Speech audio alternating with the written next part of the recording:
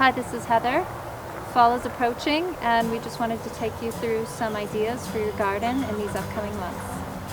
Going into fall, days are getting shorter, nights are getting cooler, and it's a good time to plant fall crops, so we'd like to walk you through what we plant here. This information is particularly effective for the smaller domes because their temperature fluctuates a little bit more because there's less thermal mass. But the larger domes, there's more thermal mass, so the temperature is more stable, so you can grow these crops that we're talking about today all year long.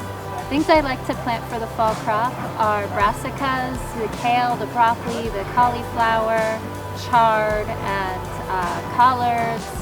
Lettuces are always really great winter crops and fall crops.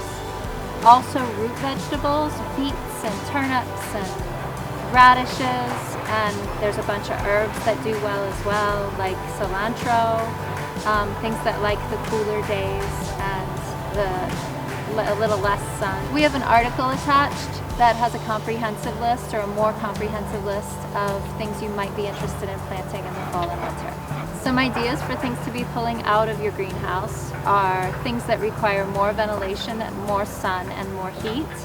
So tomatoes, squashes, cucumbers, peppers, any kind of summer hot crops, melons, things like that that require more airflow and more sun. Those are the things to just kind of let go and bring in the leafy greens and the winter crops. So a lot of people like to leave their tomatoes in all winter long or deeper into the winter. We like to pull them out here because they vine up and over the tops of the domes and prevent light from getting through. And more light equals more heat to your tank that's going to hold that heat, and to all your plants that are going to appreciate that light, and your soil will hold that heat as well. So for a healthier winter crop, it's nice to have more light in your dome, therefore taking out the things that vine up and over.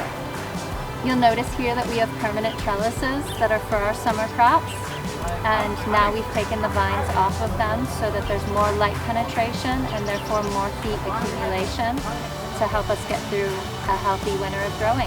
Be sure to check back with us for our winter video, where we'll give you some supplemental heating ideas and some ways to get the most out of your dome through the winter.